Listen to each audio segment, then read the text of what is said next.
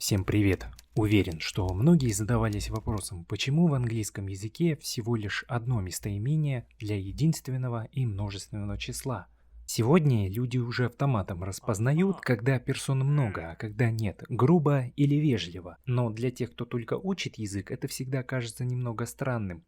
Ведь обо всем судим через призму родного языка, хотя, может, в английском и не было другого слова. Конечно же было. У предков англичан все было просто.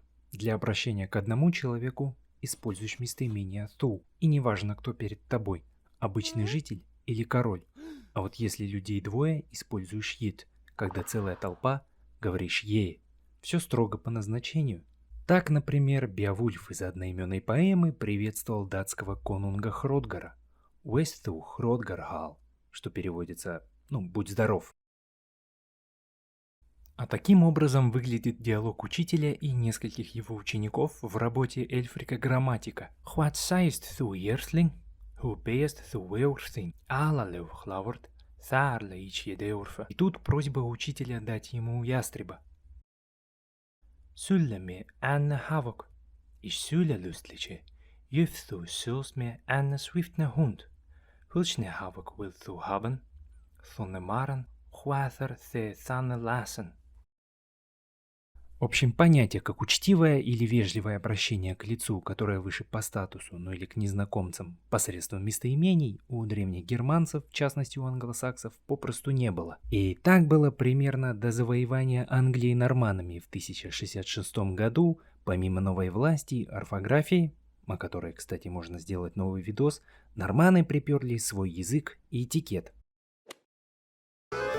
Под влиянием старофранцузского языка, где местоимение множественного числа «воз», аристократы вовсю использовали как уважительное местоимение единственного числа. То же случилось и у англосаксов. С этого момента «thou» будет постепенно выпадать из речи, а «е» обретет новый функционал. Первое упоминание «ю» в виде уважительного местоимения найдено в тексте, который датируется примерно 1200 годом. «Хо is that us morgen schauen, the gode Theus behodeth». Короче, эта штука была в основном при дворе. Например, прислуга при обращении к господину использует «е», а господин «thou» соответственно. Среди высоких чинов между собой «е» было также предпочтительнее, так как использование «thou» стало считаться проявлением дурного тона и неуважения в будущем. Позже эту фишку подхватило и простое население. Если среди близких людей «thou» было еще уместно, то с незнакомцами уже нет. Вдруг перед тобой какой-нибудь лорд, а ты ему тыкаешь. Со временем «thou» стало признаком понебратства, бескультурья и прочих негативных эпитетов, особенно близ Лондона. Так, погодите, тогда почему сегодня мы говорим «you», а не «е»? А секрет вот в чем. «Е» в прошлом это всегда subject, а «you» object, и далее картина была такая. «Е» становилось все более доминантным как для формального, так и для неформального общения. А ближе к 15 веку номинальная и объектная форма стали сливаться. Их даже можно было найти в одном предложении, в книжках, в письмах и так далее. А как итог, «ю» вытеснило «е» из обихода. Но я уверен, что любой из вас хоть раз слышал или видел, как люди используют «е». Hello, my friend, how are you? What think ye on this most gentle midsummer's day? Так что это вовсе не ошибка, а такой реликт древности.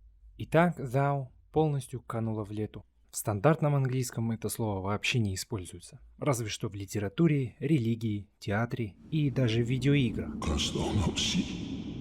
Для придания некоего архаичного пафоса. Но если пошерстить региональные говоры Англии и Шотландии, то там это слово все еще можно найти среди старшего поколения, и оно имеет разные вариации. Но процент использования, конечно же, очень мал и уменьшается с каждым годом. А напоследок, давайте я научу вас пользоваться этим местоимением. Если нам привычное «you» заменить на «thou», глаголом необходимо прибавить новое окончание. Рассмотрим пример. Thou. Thou hast. Du hast mich. И так с каждым глаголом. А с прошедшим временем то же самое. И вставка с «du hast» весьма уместна, ведь в немецком когнат «thou» прекрасно живет и правила аналогичны. Что насчет объектных и притяжательных форм, то там все то же самое, что и с «you». I love thee. See thee later. Give me thy hand. the friend of thine. Thou mayst ask whatever thou wilt, and I will give it thee. А происходило ли такое в других германских языках? Безусловно, как пример, нидерландский язык. В нем местоимение второго лица единственного числа «ду» также уступило место множественному местоимению «яй» или «рей». Правда, тут есть особенность. В некоторых говорах «рей» выступает полным аналогом «thou». Например, «You shall not pass», «thou shalt not pass», «Je zal niet passeren», «Gij zult niet passeren». Ну, думаю, этого хватит. На самом деле эта тема куда обширней, и я упустил многие нюансы, чтобы не растягивать и не делать видео слишком сложным для восприятия. И если вам интересны такие темы, подписывайтесь на канал, в будущем таких видосов будет больше. И всем спасибо за просмотр.